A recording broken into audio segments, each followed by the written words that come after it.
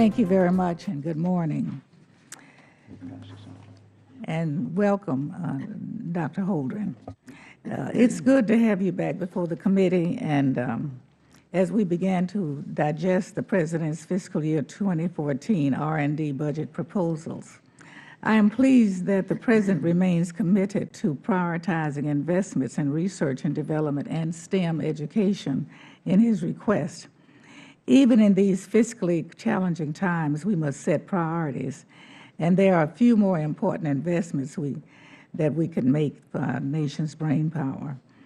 The scientists, engineers, and innovators of today make discoveries and develop technologies that generate whole new industries and jobs, improve the quality of life and the security of our citizens, and to keep our nation thriving in a competitive world economy.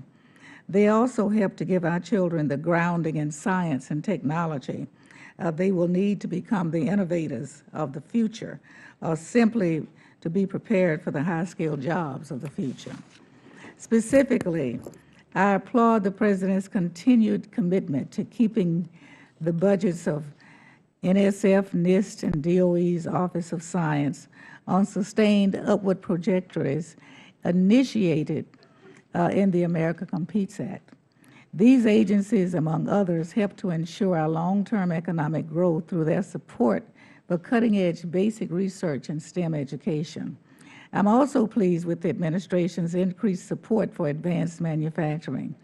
The last few years have proven that we cannot be just a service economy and continue to grow. We must also maintain a strong base of American manufacturing.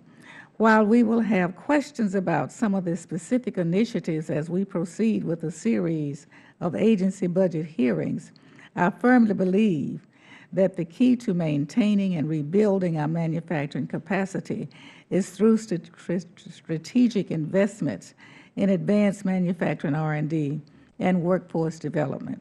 I also support the increased funding for the U.S. Global Change Research Program.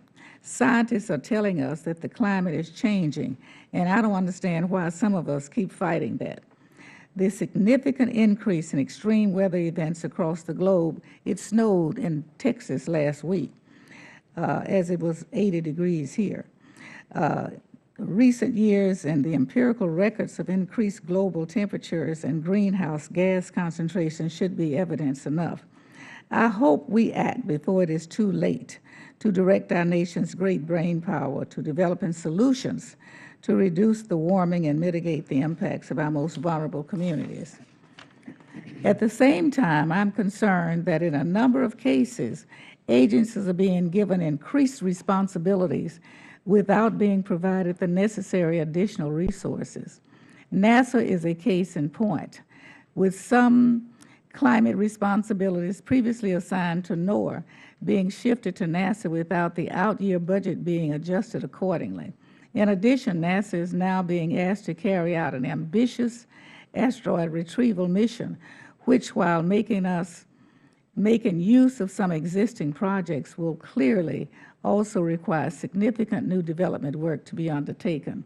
In both of these cases, is the administration going to provide to NASA the additional resources required to successfully carry out the mandates that have been given, or is it going to require NASA to cannibalize other important activities? And finally, I want to address the administration's sweeping proposal to reorganize the federal STEM education programs. I support the administration's effort to develop a coherent vision and strategy for federal investments in STEM.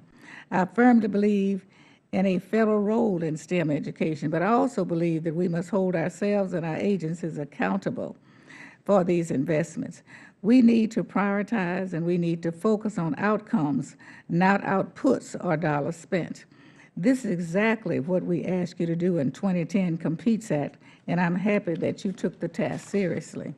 At the same time, the release of this proposal before we have the strategic plan in hand makes it difficult for us to understand and evaluate all of the decisions and realignments. I hope, Dr. Holden, that you will be able to elucidate more of this for us today, and I urge you to prioritize getting us the full report. I am supportive of your process, and I want to be supportive of your outcome. But the longer you wait to share your detailed plans and justifications, the greater the chance that member and stakeholder concerns will grow and your tremendous efforts will be set back at least a year, if not longer. That being said, we will have some concerns and disagreements about the federal R&D budget proposal, but let me be clear. This is a good budget for research, innovation, and education. I look forward to working with the President and my colleagues in the months ahead to work toward the goal of making sure that the fiscal year 2014 authorization appropriations bill that this Congress will eventually pass and continue to reflect the need to invest in our future. Thank you, Dr. Holden, for being here today, and thank you for letting me go over 51 seconds. Thank you.